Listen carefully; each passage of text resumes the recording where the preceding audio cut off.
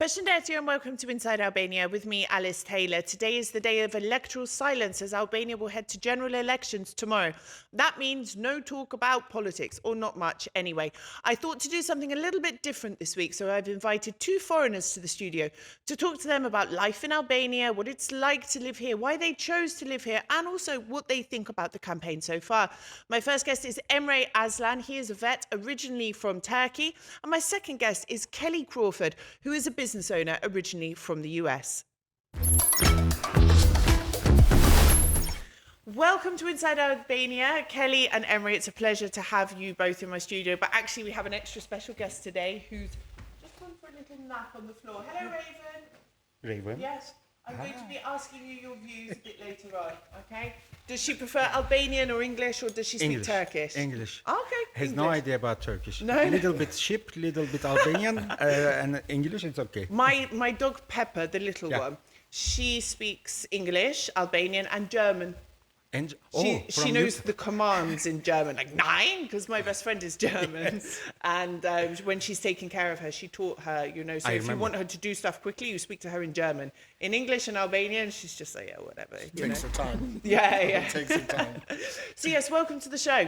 I wanted Alice. to do this episode. We have general elections tomorrow in Albania, and I'm quite sick of hearing about politics. So I wanted to do something a bit more lighthearted and invite two foreign people, Huai, to the show to talk about why they came here, what life is like here, the challenges, the benefits. But also I do have a couple of questions about politics, but we'll save that for a bit later. Let's get started. Emre. Okay. Yes. Now, I know the answer to this question because we're friends, but how did you come to Albania? How long have you been here? It's like 13 years, more than 13 years, actually. I came just for 3 months. Yes. That's like a classical foreigner, you know, you come to country, you come to, not the country, you come to Albania. Yes. And you're in love with the country, with the people, and then you decided to stay another year, and another year, and another year, and now I don't know when it passed this 13 years. Actually, because my story, everybody knows I came here for 3 days, and then that was 8 years ago. But actually, you were one of the first people I met here. I met you on the second day because you were giving a talk at the Rugna Hotel about animals and strays and veterinary care in the country. And then I ended up going to walk some dogs. But we became friends. So you were one of the first friends I made in Albania, actually. But why did you stay? Is it because you loved the country, you loved the people, you loved it? Was it really like, you know, I love this country, that's why I want to stay? Were there other reasons? Yes, I love the country for sure. I mean, it wasn't that so big cultural difference between Turkey and Albania. It was easy to adopt, but also like I see there's future. Yes. There's things that I need to do, and I can do it. Yes. They already did it in Turkey, and maybe I would be like a veterinarian. But here I became the renovative veterinarian. Like I changed the whole perspective maybe. Yes. And it was easy to do it in Albania because people were open for change, and people were hungry for new knowledge and new experiences. So it was easy. You filled a gap in the market. I think so. And then you've sort of made it your own. Yes. Yes, that's it. Do you see you'd spend the rest of your life here, or is it too early to be saying? No, I think I will spend my life here. Yes? Yeah. Good, yeah. Me too. I'm never going to leave. You can't get rid of me. I'm a citizen now. You can't just boot me out of the country, you know. Soon, I hope I will be citizen too. Are you going to apply? I have to be very fluent in Albanian, I think. I don't know. I feel like scared and stressed. I can do everything outside. Pak, you ishte shumë mirë. You shumë mirë. No, you do have to do an exam as part of the process, but it's not easy. It is not. And also, like, I mean, I can live in Albanian outside of work, but inside the work, I still do in English. Yeah. It is not that easy to understand everything about dogs or cats. Technical terms as well. Yes, and if I do a misunderstanding, a little misunderstanding can cause a big problem in the life. I was going to say something rude then about a cat getting the wrong part or something, you know, but it could have very serious consequences. Yes. So I better to swollen and Gadal, sorry. Avash, avash. Indeed. But I always get told off when I say avash. They say, no, that's Turkish. You have to say gadal gadal. I think it's not just Turkish, it's also in Persian. It's Really? There's a lot of words similar, actually. It's like, I think it's like the geography, there is no borders. Like, I mean, there is borders, we made it, human made it, but people... Don't say things like there's no borders in the Balkans. Wars get started over that, Yeah, you but know? come on. Like, you go to Montenegro, you pass the border, you still hear Albanian. You go to Yes, Greece, yes. you pass the border, you are in Okay, EU. Emre is causing a diplomatic Sorry, crisis. sorry, And the sorry. next Balkan Wars have just started. No, it's true. I think especially when it comes to Albanian speaking, they go much further beyond the borders, which actually the borders are my fault, not my fault specifically, but the UK played a part in drawing these borders after the London Conference in 1913. So this big old mess that the Balkans in is kind of down to I know. me. Sorry. I was on the other side of the table. Yeah, you guys have a much bigger role to play in the mess. Let's not start talking about the I Ottomans, know, I'm okay? Should we just leave now? No. I think we just... Kelly, welcome to the show. Thank you, Alice. How long have you been here? How did you end up in Albania? I've been living in Albania 2.5 years now. Discovered Albania working. Came over here working as a contractor, and there's something about the country that just speaks to you. Like Yes. as soon as you arrive, there's something different about Yes. the country. There's something different about the people, the culture. And it was kind of that trip that really solidified for me that if I have to be somewhere in the world, why not Albania? And of course, you know, one of the two big reasons that men move anywhere is love and food. So Albania has both. And Albania has both. So you come to Albania, you find love and discover food, and the next thing you discover is you've packed up and moved 7,000 miles away and opened a restaurant in a country that you had never even dreamed of being in before. So it was that, you came here for work. How long were you here for work? I was here for a total of about 2 months in 2022. Yeah. And really just, it's the people. Did you fall in love then, or did that come later? With the person, not the food? I think love develops. Okay. Love develops. So over time, it kind of became self-apparent. And that led to making some big decisions and really just kind of taking a giant leap. Yes. And leaving a life that I had known for a very long time and basically starting over from the beginning, And how has that been, coming here, setting up a business, opening a restaurant as well, in a bar restaurant in what is quite a saturated market? There are a lot of bars and restaurants here. It is, and it's something, you know, that we think about and discuss every day. It's a challenge as an entrepreneur in the restaurant business here is everybody is trying to do something and really trying to figure out what the market wants, what they like, what's going to be appealing is a constant challenge. Yeah. I have that with my show as well, you know, Right. what I think people will like and what they actually like. I'm like, what do people want, you know? And it's confusing some days, like, Yeah. because you see other businesses and it's like, oh, they're doing that. Maybe that's what we need to do. But what we really wanted to do was bring something that wasn't in Tirana, or not a lot of, which was kind of the Western influence. With a different style of food, different events, Karaoke. different activities, real buffalo sauce, Yeah, things yeah. like that you don't really The find number one easily. requested thing in expat groups on Facebook. Yes, Yeah, yes. that and ranch dressing. And so we decided that, you know, instead of trying to follow what everybody else was doing, was really set ourselves apart and to be different. And that's what we found to be quite successful. People like it and they enjoy it and they come back again and again. So it's been a really interesting journey. Has it been challenging? What's it been? What have the challenges been in setting up a business here? Oh my goodness. I'll sit back. You know, You're next. Don't laugh. you know, I would say it's not so much the challenges as leaving a country where you understand the expectations, you understand the policies and the rules and the laws and the market, and you move halfway around the world, and you realize that things are very different. So arriving, in my mind, I was thinking, you know, We'll open a I'm company, gonna we'll get a open it. license. Exactly, exactly. What Like could go wrong? these are things are going to be hard, and these are going to be easy. And what I discovered was it's actually the opposite. All of the things I thought were going to be difficult here were actually very easy, and all of the things that I thought would be easy, like opening bank accounts and things like that, turned into this monumental yes. task. And it's things like that. But overall, it's been a very, very interesting journey. Different culture, different mindset. So staff is always interesting, trying to inculcate them with hospitality as opposed to just service.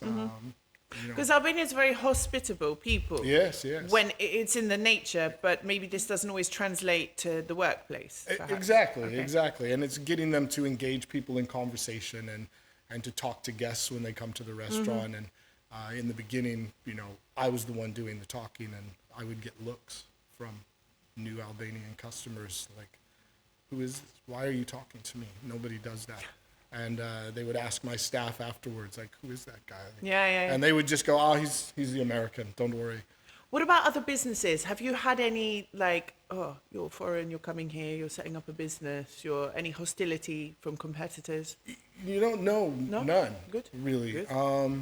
In fact, lots of businesses and other business people that I've talked to, like, always are very encouraging, and they're always wishing success. And I kind of find that very unique, as opposed to other parts of the world where, like, I'm going to burn your business down. Absolutely. Everybody is, oh, we wish you much success. We want you to do well. And I think that it's really, we've approached it from, hey, look, we want to serve all people, and we want to be a place for all people. So we welcome everybody. You've come with a good attitude, and that has attracted back positivity. Yeah, it's been a great experience so far. A great experience. Emre. Yes. I was like, okay, which one she will ask How me to now? be diplomatic. Yes. How has it been? You run a vet hospital, which has recently expanded, so things have obviously gone well. But I know as well the hours you work and the effort you put into it.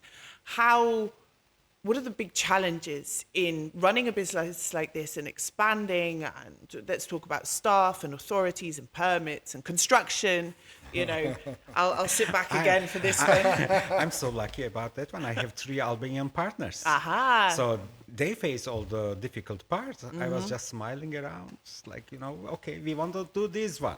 Like, we will build this hospital and we will do it this way. And how?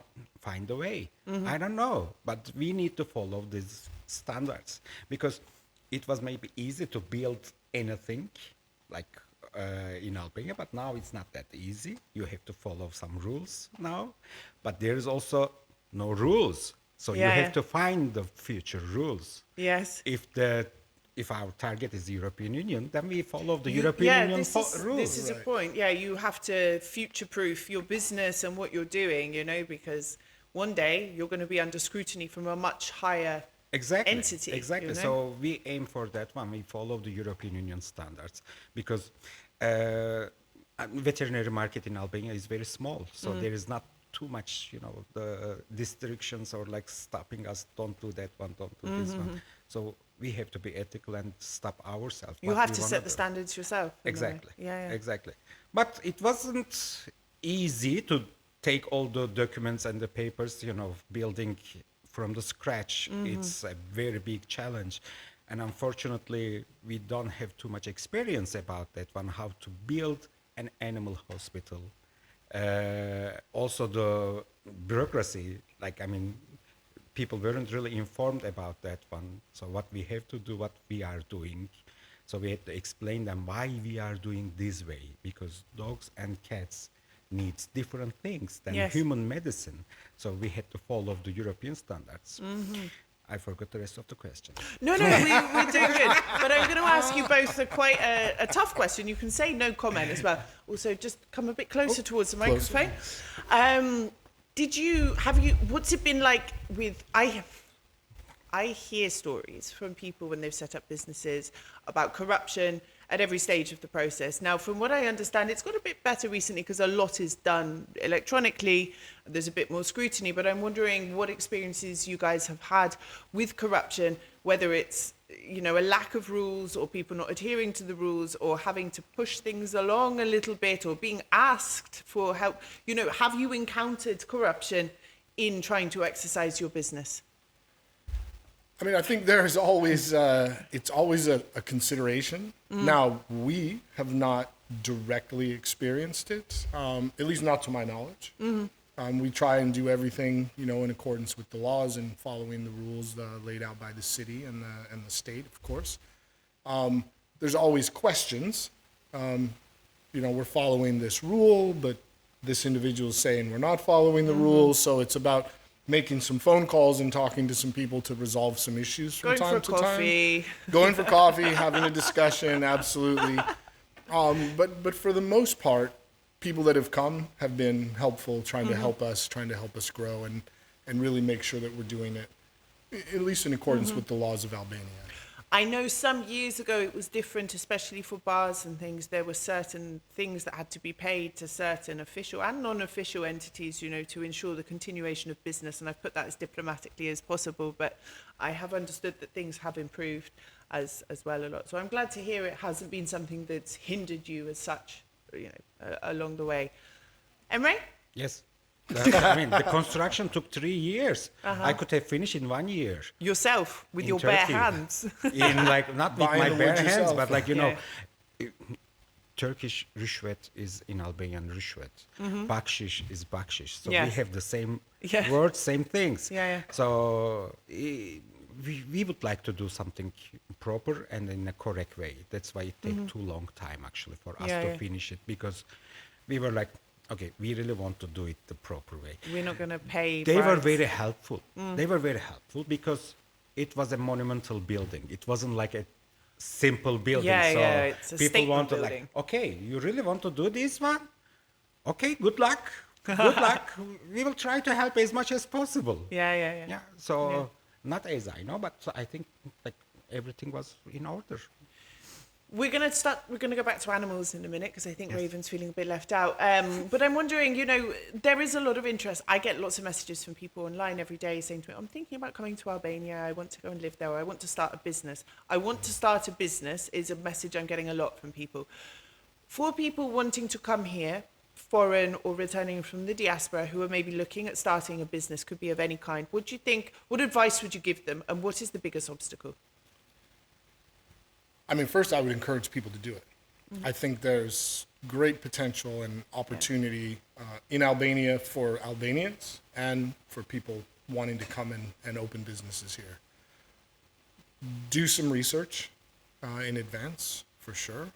I think that having Albanian partners is also very important because they understand the landscape, they understand the language, the way of doing things. They understand the subculture and the way of doing things. And really everything in Albania is about the relationships that you build with other people. It's very difficult to come to Albania and have no relationships with people and get things accomplished. It's just something that we've learned. From opening day one and not knowing anyone and having no relationships, it's been a process building those relationships with distributors, with the city, with guests, customers. But that would definitely be what I would recommend, is do some research, develop some relationships, and come and see where you have an Albanian on side with you as well. Exactly. Can't understate that. Yes. Emre? I wouldn't start anything without an Albanian partner. No. If you have an idea, if you have some dreams to do it, you think that it will serve to Albanians and it will give job opportunities to people and it will level up something, yes, please come. It's a fantastic place and people are really hungry for knowledge. Yes. Especially for knowledge. So, but yes, you need an Albanian partner. Yes. Who understands the Albanian way of doing things. Exactly. The language as well. What's the biggest obstacle, do you think? What would you warn people about? Don't think everything will happen very fast. Exactly. It's like when I bought my house and they were like, the process takes 3 to 6 weeks.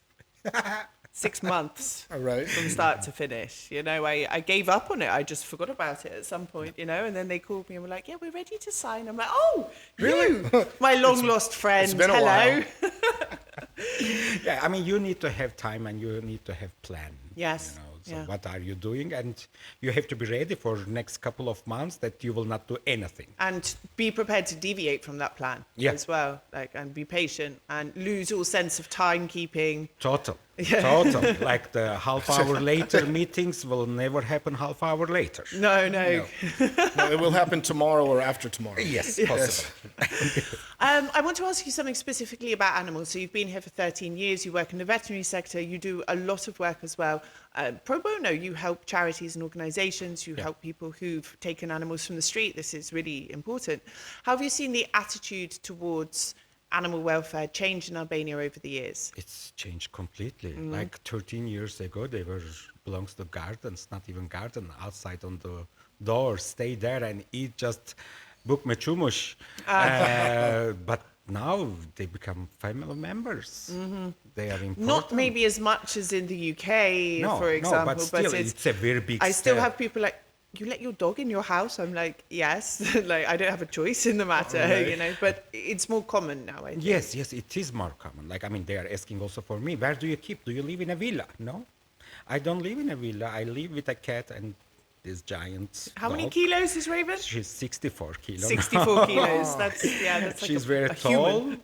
And we are living in an apartment all together, very Yeah. happy. Yes. And I think it's changing. Like, people are aware what they are doing, what they want to do, and they want to have a healthy pet and a healthy family.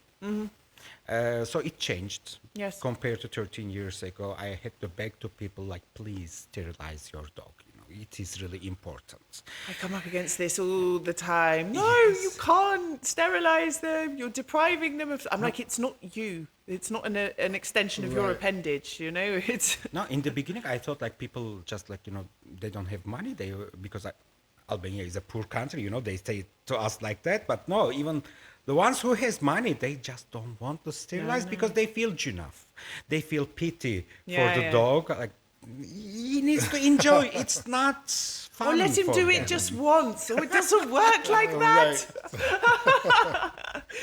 But what about the situation with strays? Because this is not good still. There is every city, town, village, road, country road, main road in Albania, you see stray dogs. Yes. There's lots of stray cats. It's kitten season. Well, anytime now Yeah. it's starting to kick off. Just cats everywhere. I mean, maybe it's not as bad as it was a while ago because they killed a lot of them, but Yeah. it's still a big problem, and it seems there's not enough capacity to take care of them, to rehome them, to look after them. And has this situation improved a bit since? It is actually. Like in Tirana now, there's more street cats. Yeah. Because there is not much dogs left. So that's why we will have a future problem, street cats, like in Istanbul. We will have lots of cats also. But people are willing to take more dogs and cats from street to their home. And also, not the street dogs problem, we have neighborhood dogs. Actually, they are with collars. There's people feeding them. Yes. They take care of them. They see every details. Like, they bring it to hospital. Okay, last week this dog start limping. You know, There's 3 dogs on my street. When it gets cold each year, when it starts to get cold, they appear in little gilets. Yes. And this woman buys them little zip-up jackets, and they change it every couple of days. They put a new one on, so she's taking them off and washing them. They're street dogs, but they're very well cared for. And I see quite a lot of fat street dogs now, you know, that are being taken care of. There's one in Shenzhen. He hangs out near where we stay when we go there, and he's getting fatter each time I see him, you know. And I tried to dog nap him once because he follows me home.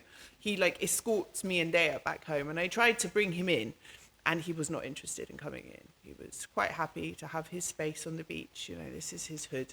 But yeah, he's very well fed. But like since last 10 years, the municipality is doing the sterilization campaign, and that's the only way we can solve this problem, actually. Yeah, it's sterilization, not euthanasia, which is happening and has been happening. For sure, because there is no other explanation. Where is all these dogs? Yeah. You know, I know the sterilization will be the only solution, but it won't work this fast. No, it takes Right. time. I lived in Malta for 10 years, and when I first went there were packs of dogs, and they were not as friendly as the ones in Albania. They were attacking people. And it took 10 years for the situation to, I mean, you don't see them now, really. No. So yeah, it took a long time, but it's the only humane way. Now, we to are do lucky it. that Right. like the street dogs in Albania, they are not really aggressive. No, no. They are quite friendly actually. Yeah. If you approach them with a smile, with a nice, approach, they will be happy. Yeah. They will Especially if be- you have burek. Yeah. There are, Especially if you have I some will be burek. nice to you if was you have still- break in Yeah, your yeah, hand. Like, There are still a few cases, where we see them being aggressive and stuff, but it's not sort of what it's like before. Are you a dog lover? I love dogs. Yeah. Love dogs and cats. Do you have one? I do not. Would you not like yet. one?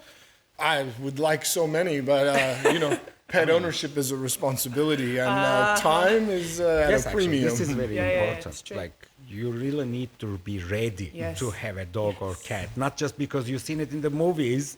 Like, a happy family must have a dog or cat. No, not Yeah. like that. Yeah, you It's- really and have you- to be ready. Yes, it's a lot of work. It's like Too much work. Yes, yeah, tell me about it. I mean, it's like having another kid sometimes. Okay, my cat and my small dog are very easy to look after. The big dog is, well, a challenge. Big dog, big problem. Big dogs. So I wanted to ask as well, we're going to talk briefly about the elections as well, which are taking place tomorrow. I'm voting because I am now a citizen, neither of you are. Is voting something you'd like to do one day? Definitely. Yeah? Oh, good, you went first. Okay. Yeah, yes. Definitely. Why? Definitely. Because I feel like I have right to choose my future. Mm-hmm. I have to be part of it. Like, I live in Albania.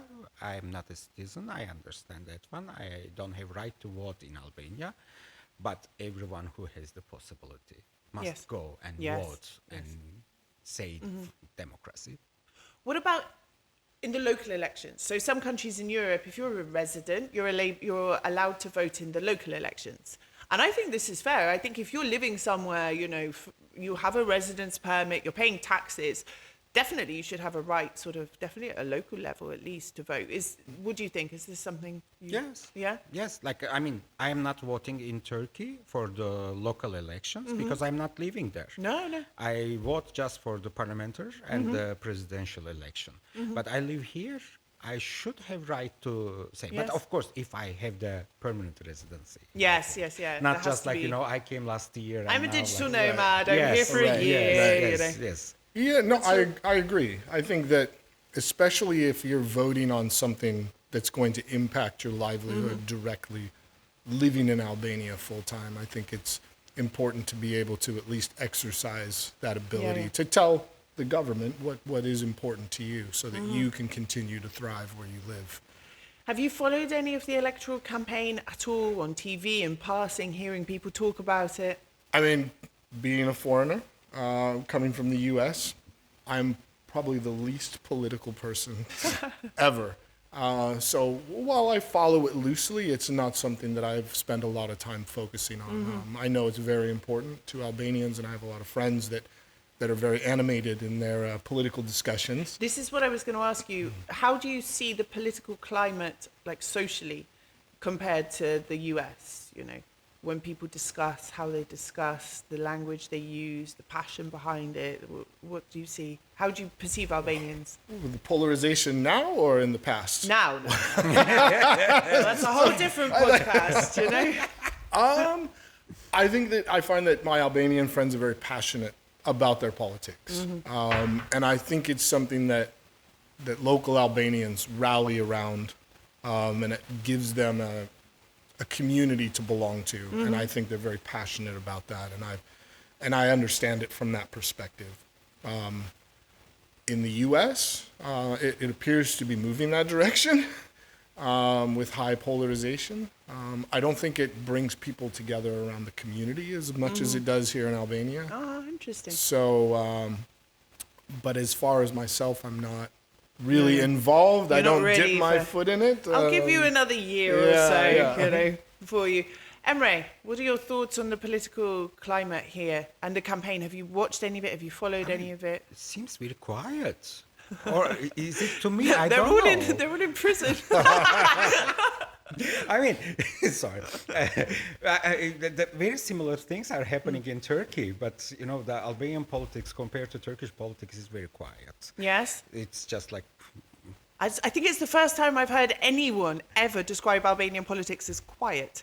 I mean, I'm comparing it to British politics, you know, where we're all like, oh, yes, we don't like that. No, no, you know, very sort of. I mean, you can cut it off if this part is not proper, but I don't see other side. I see just one side, like talking mostly. Yeah, it's It's correct. like- We have one side, and then we have a very fragmented opposition, which is very divided. So like we're has a lot strong of problems. Leadership and very quiet. Maybe the opposition. I don't know if maybe because I'm foreigner, just I don't hear that much. Yeah. But what I seen it is like that. Yes. But how have you seen, I mean, so you've been here 13 years, which is almost as long as the ruling party have been in power. Yes. And I'm wondering, like, I've been here 8 years and I've seen Yeah. huge changes. There are some things I don't like, but I have seen a huge step up from when I came here in terms of infrastructure. Yeah. Things like this, and getting things done is easier. You talk about it being difficult to get things done. Like life before e-Albania was, you know, e-Albania has its own set of problems, but it Right. was more complicated. You had to go to 10,000 different offices and speak to 10,000 different people, and it's very frustrating. Have you seen things? Have you seen an improvement? Yes, of course. In the last Actually, years, like, and how? I remember the Elbasan street. It was like a village street, that one.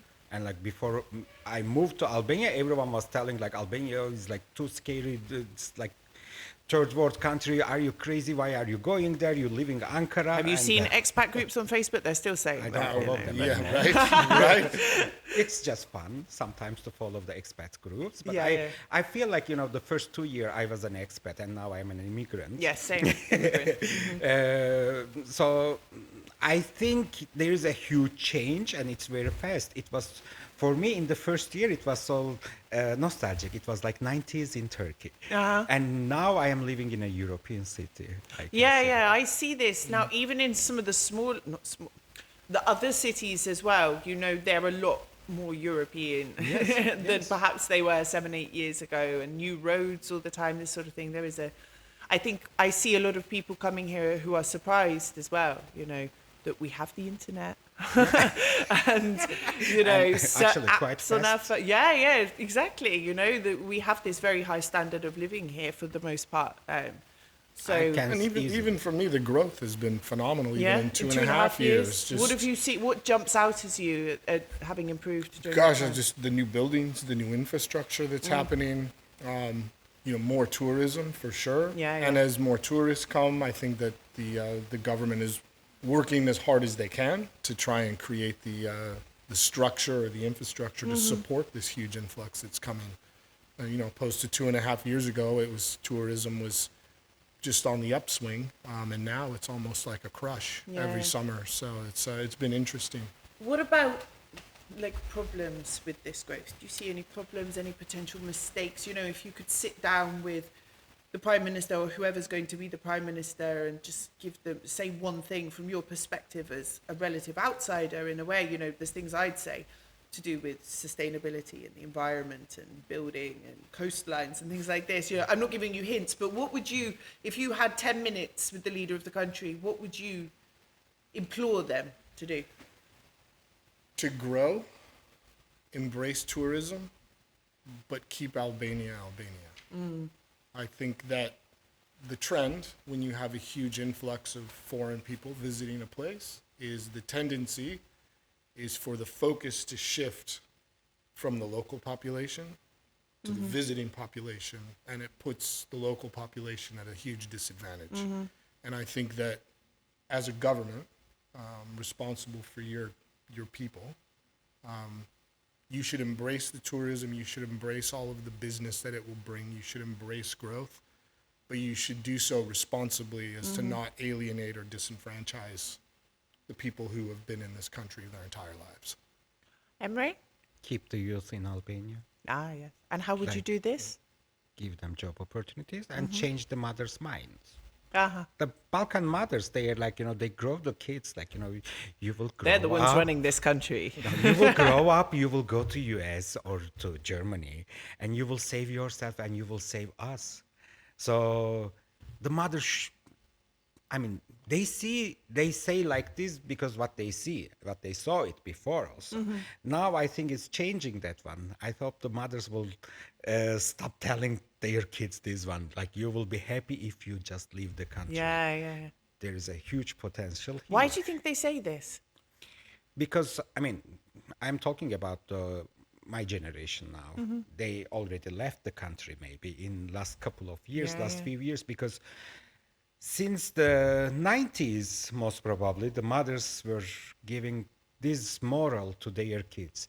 You will be happy if you will live in US or if you will live in Germany or in UK. And the youth grow up with this idea and they are just fixated with that one. I can't be happy And social here. media doesn't help as well. not at all. They see this Not at all. glorified lifestyle. Why do you think everybody's leaving? How would you ask them to stay if you could? It's interesting you bring it up. I was talking to the taxi driver on the way over here. Best conversations Right, you're the going to best, have. amazing conversation. Yeah. And he was like, oh, there's kind of the same questions you've been asking. How long have you been here? Why do you like it? And he was explaining like, no, I was living in the Netherlands for a while and now he's back and he's thinking about leaving again. And we had this conversation that, I think that culturally, Albanians have not been able to see the future that awaits them. And they think that the better future is outside of Albania, when really, if they could just look over the horizon, and if a lot of the people that had left come back, I think they would see tremendous change in this country. Tremendous change. It is a massive change, and there is so much potential, From my perspective, as someone creative, I don't have enough hours in the day or days in the year to do half of the things I want to do, and I end up exhausting myself on a regular basis because I'm like, Alice, like the country's not going to disappear. You don't have to do it all today. You have the rest of your life to do these things. But I was giving a book talk. It was about 6 months ago now, and this girl came up to me afterwards and she said, but how did you find 250 nice things to write Albania? I can't even think of 25. And I was like, and I turned around to her, I said, I don't have 250. I said, I have over 1,000 in my list to write in other books. This is just 250 that I chose. She was like 18 and I felt so sad. And another story I'll tell, I brought my daughter's kindergarten class to this studio to show them how TV works and everything. And we did little interviews. And I asked the class, all 35 of them stood around here, 35 5-year-olds. Can you imagine? I have a new respect for kindergarten teachers, Anxiety. Just here. Because they're going to ask the hard questions. But if one starts like being naughty, it's like a ripple effect, And anyway, it was chaos. As soon as they left, we were like, bye. Oh my God. Anyway, I asked the class, where's your favorite place? And out of the 35 kids, my daughter was the only one who said somewhere in Albania. And that really surprised, because, they've heard it from their parents, and this was really sad. And it's exactly what you said. Okay, we have an element of privilege being foreign. But let's put that to aside. The potential here, life's not easy here as a foreigner. When you become an immigrant as opposed to just an expat, you face a lot of the same problems. Right. Sure. And it was so sad. It was so sad to hear that from them, And I think there is so much potential that people just don't see. And I think, you're right. This comes from family. Yeah. This comes from a bitterness and anger about the past and not dealing with the past, a refusal to move on, a sense of injustice over things that have happened. And it's just, just leave, go. You'll have a better life elsewhere. It's very sad. I want to ask another question. Maybe, as you say, you're an immigrant. I'm an immigrant as well. Maybe you're still in the expat category. I'm not sure. There's a lot of controversy around the usage of these words. I'm an immigrant, official resident. So Immigrants. Immigrant. I would say immigrants. But I'm wondering, do you think, okay, so when I came here, and definitely when you came here, there were not many foreign people here, it's safe to say. If they were working for embassies and things like that. Now there is a big foreign community, not huge, but there is a big foreigner community here. And getting bigger every day. Yeah, every and it's people coming for maybe a year or 6 months, or like us who've been sucked in, and can never leave. Is there a situation now, are there problems which are affecting the foreign community that perhaps politicians should start thinking about soon? Because it's going to be a discourse, I think, in a couple of years. If we're getting people coming from the Philippines, we've had people coming from Ukraine, from Bangladesh, from all sorts of, do you foresee any issues that politicians need to start looking at in the foreigner community? Well, I'll let you go first so I can think about that one for a minute. It's a very tricky question, this one. I mean, people needs workers, and unfortunately, it is not that easy to find anymore in Albania. So people start looking abroad where to find cheap human power. But maybe we don't need cheap human power. We just need a quality human power. Yes. Right. So it will happen. They will come. They will come, but I don't know what the government will do with that one. It's the very difficult situation. Yeah. I think there's an issue. We're bringing in lots of labour. People who want to work here locally, it's very difficult to find out information about labour laws and rights and contracts and things like this. It's difficult to open a bank account. It's difficult to know if you're going to get exploited or not. And we're already seeing problems where foreign workers are being exploited. They're having their passports taken. They're not being paid properly. They're being fired without any warning, and it's turning into a situation of trafficking, of slave labor. I'm seeing this in reports and from speaking to NGOs and things. So this is something we have to be aware of, exploitation, but also making it easier for people to work here. Like you said, opening a bank account is a nightmare. Getting a residence permit is a nightmare. It depends who you speak to, what documents are required. Yes, for sure. Getting access to information on e-Albania, for example, becoming part of the society easier, I think, is something, making sure everyone knows their rights as well. This is something that I think should be addressed. It will make it easier, much easier, like all this bureaucracy, bringing someone from another country or applying for the work permit. If it is easier, yes, you don't need to go to this human trafficking part. Yeah, I didn't knew it. There is happening that much now, but it is very difficult to bring a foreigner for just a worker as a worker, not qualified person. It is not easy. So you go to the agencies and either they cheat you, they take your money and they promise a lot of things, and in the end nothing is happening. Or you found people that okay, this one will work with you, but you're going to hide him. Why? Because he doesn't have documents. So we don't want to come to that. This is going to be a big problem in years to come. It's going to build resentment as well, I think, between the local population. This is something that should be addressed. Yes. Kenny? Yeah, I think the government is going to have to look at really 4 different categories of people that are coming into Albania. You have tourists, which are coming for, a week, 2 weeks, maybe a month. There's this massive digital nomad community that has sort of found its an anchor here in Albania. And they're going to be here for 6 months, a year, and then they're moving to the next country.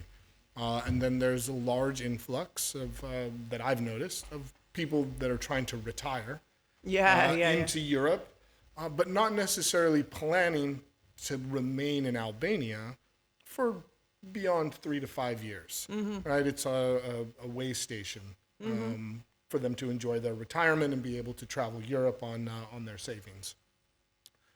And then there's the 4th category of people who come to Albania and decide that they're going to make a life here, open a business, start a family, create something, and really integrate themselves into Albania. And each of those 4 groups of people will pose different problems. Benefits, but also problems. And I think the government really is going to have to look at how are they going to address the benefits and the problems that those 4 groups of people There's been so much focus on all Albanians leaving, but what's happening now is the first wave of migration into the country, the first big wave of migration into the country. It's quite an interesting time to be here. We're going to see, the generation of mixed Albanian and non-Albanian families and things coming. It's very interesting. Right. It will be a mixture with the Asian and Albanian. Oh, yes. Well, yes. I mean, there's so many people from the Philippines and Asia coming here. I mean, it's going to happen, you know? So, Right. okay, we are coming towards the end of the show, and I'm going to ask some of those questions they always ask foreigners, you know, when they go on TV shows, just to end on a lighter note, having talked about politics and human trafficking. What's your favourite food? My favorite Albanian food? Of course, what jetë? Oh, gosh. All the burek. All the burek. All the Yeah. burek. Lakro, have you had that? I have not had that Oh, yet. this is good. Yes, Yeah, this it's is. good. It's a bit heavy. It's not as, you know, because I like burek, but when you bite into it, you end up with bits everywhere. Lakro is a bit more solid, you know, so you don't have to be picking bits of burek out of your, or is that just me? Okay. But yeah, lakro, that's my tip for you. I will have to try it. What else? Tav kosi, for sure. And forges. Yeah. And, you know, we at the restaurant, we take these dishes, you know, having an Albanian partner, and we're like, ooh, forges. What can we do with forges to change it? And so we try and come up with different recipes. Like fusion. Fusion, Yeah. yes. And raki, which fruit is your preferred base for raki? Well, having been to Korça Okay. and discovering all of the very, very unique and interesting brands of raki, I think my favorite is definitely the Portugal Mecanel. Oh, I haven't tried. Oh, yeah. So good. Yeah, this is so this good. is a So nice I never one. heard Very of nice. that one also. And your favorite city? Ooh. Now, I haven't been to all the cities Okay. yet, so I'm still traveling around. Okay. I love Shkodra very much. Just a neat all-around city, Yes. a nice center. But I think I'm really kind of drawn to Korç Yes. and Pogradec. Very nice Pogradec areas. is Very, very nice areas. Yeah, I was there this weekend. It was lovely. Emre, favorite food? Çumuştor. That's Yes, very nice. it's very nice. It's like really one of my favorite. Of course, Ferges. Yes. I choose these two especially because they are like really Albanian. for Yes, me. yes, yes. Like not like the Imam Bayeldi or the other mixture things, Musaka and things. They are also Albanian, but they are Yeah. also regional. And burek as well. It's found in other. Yes, but Çumuştor, it's the best thing, Yeah. I think, and Ferges. I love it. And when it comes to raki, do you like a plum raki or a fig raki or a grape raki or a Ara. Ara. ara? Walnuts. Oh, a connoisseur. Very Interesting. nice. Yeah. But I can do just shot. I cannot sip like Albanians. I don't know how they do it. I only do it in one. Yes, it's impossible to do it otherwise. Actually, my favorite was with fig. I had it made very with figs, and nice. it was very sweet. It was very, very nice. Yeah, I really liked that. And your favorite city? I don't know if it is a city. I think it's a village, Lepush. Oh, okay, yes. It's yeah, all the way yeah, it's north on the border between Albania and Montenegro. You should definitely go if you like in the hiking. autumn as well, when the Yes. trees are sort Yes, of changing yes, colours. It's yes. really, That's it's a very long way. It's a long way? Yeah. Okay, I have another one. Favorite words in Albanian? I can't say. Is it rude? It's rude. It's rude. Do you have a safe one? You can say? No, let's say like the Or the Shpirtivogel. Okay. Shpirtivogel, let's say that's the good Or one. the hardest word, the word that you find the most difficult to pronounce? I have to think about that one. Okay. No. I'm going to put you on the spot. Gosh, for me, all of the words are hard to pronounce. They're all hard to pronounce. Gosh, all of my favorite words, I get told are Turkish, so they don't really qualify okay. as Albanian. Dashuri. Dashuri. Yeah. It's Can very you say, expressive. Can you say ül? You, Ül. you, Ül. you. Ül. Beautiful. Beautiful. You've had more practice. It's not fair. Undru. Undru. Undru. Undru. I can't say the butterfly. I'm trying to. Flutura? It's impossible that one. Like flutura. Yes, you said it. What about miraculation? Miraculation. It's Look, it took me a long time just to get lulelake. Zhivjet. Election, the word for election. I'm in deep trouble because I've got to report live on election day in Albanian and I can't even say the word for election. My mouth just doesn't work that way. Doesn't make those shapes. But I remember when I first came here and I was staying in a hotel and I said to the waiter, how do I say thank you? you, thinking it would be something easy, you know? And he was like, "Falalala." And I was like, what?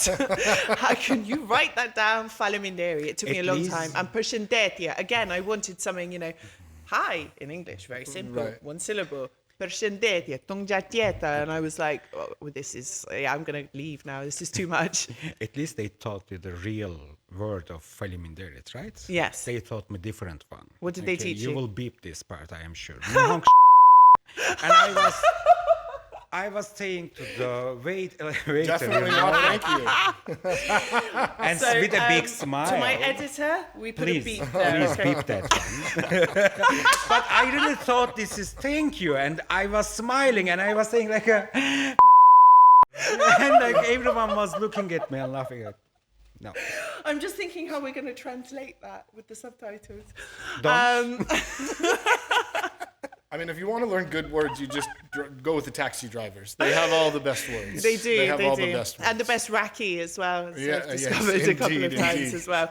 Kelly, Emre, and Raven. I can hear my production team laughing in my ear, you see. So, thank you so much for joining me today, and good luck in all your endeavours in Albania. Thank you so much. Thank you for having me. Mirë pafshim.